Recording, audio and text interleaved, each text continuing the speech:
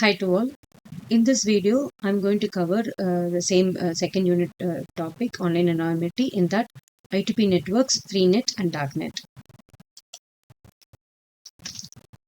So what is I2P network? It means Invisible Internet Project. So unlike your Tor, which focuses on to access the websites from the normal internet, in case of I2P, we will be directed towards accessing a closed anonymous internet, which is called as darknet, which is actually separated from the normal internet. So Tor network uses the normal internet, whereas the I2P uses the darknet, which is separated from the normal internet. So I2P protects communications from dragnet surveillance and monitoring by different third parties. Everything, government, ISPs, any other giant companies, everything is actually restricted. Anyone running I2P can run an anonymous server through a so-called EEP site, which is accessible only within I2P network using the .I2P top-level domain. Basically, this network or I2P project is developed using the Java language. The next is Freenet. It is a fully distributed peer-to-peer anonymous publishing network. We have to check in this website http://freesocial.dragketo.de for a complete tutorial how to use this anonymous network. Tor, I2P as well as Freenet. All these three are most popular anonymous networks currently available. But Tor is what is somewhat best one when compared to other two, because Tor uses the normal internet, whereas I2P uses the closed group internet, which is the dark web, right? And Freenet, see, whenever the term comes free, right, we should be very aware. Never in this world, right, something is free.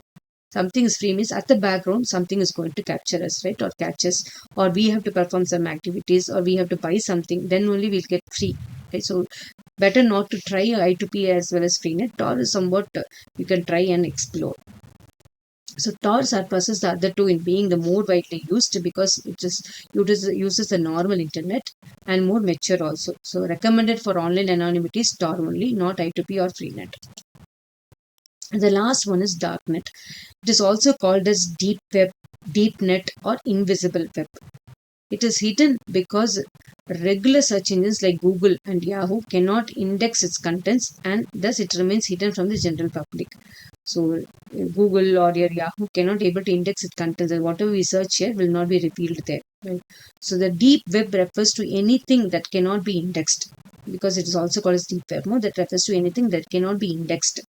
For example, many government websites have millions of documents and databases that cannot be retrieved using ordinary search engines. So for good purposes, darknet is also required.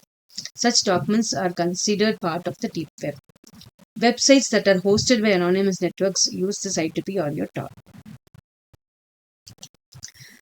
In this video, again, I'm going to give some good application of darknet as well as bad applications which should not be tried from our side, right? That also I'm just hosting up here.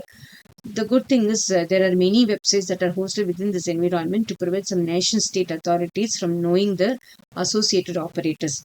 For example, many human rights activists and political opposition groups in developing countries use the darknet as a sort of resistance movement, which is a good purpose, right, for their doing it out to promote their ideas or to exchange information away from the government's case. But everything which is legal or which ends up with good activities can be tried here using darknet. What should not be tried is there are no rules or regulations that govern the websites hosted on the darknet. So anything you want to host a website in the darknet, there are no rules or regulations. Anything happens fishy or anything illegal happens, and if the government agencies, right, if they catch us, we are responsible for it. So this makes the subnetwork an ideal location for criminals. Mostly criminals and other miscreants and malicious individuals conduct their illegal activities with more assured levels of invisibility. So the darknet means the word here comes here is invisible, right? Highly invisible. That is the reason the major users are criminals, miscreants, and malicious individuals. Buying and selling guns, drugs, which is all very, very illegal activities, right? Sharing child abuse images and extreme pornography, selling false government documents such as national IDs and passports, which we never try. We should try at all. Never we should try at all. And selling hacked bank account and credit card numbers are but a few areas of illicit interest that thrive on the darknet.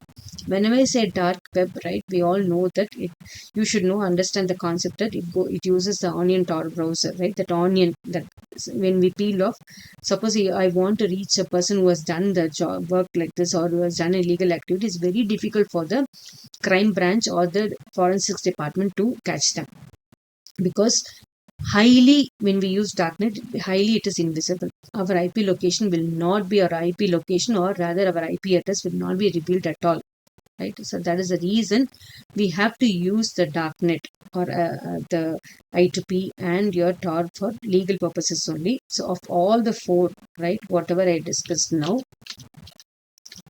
of all this four, I2P network, Freenet and Darknet and the Tor network is the best one, right? I2P and Freenet and Darknet, just for awareness creation, I have discussed here, but never try that one. Okay.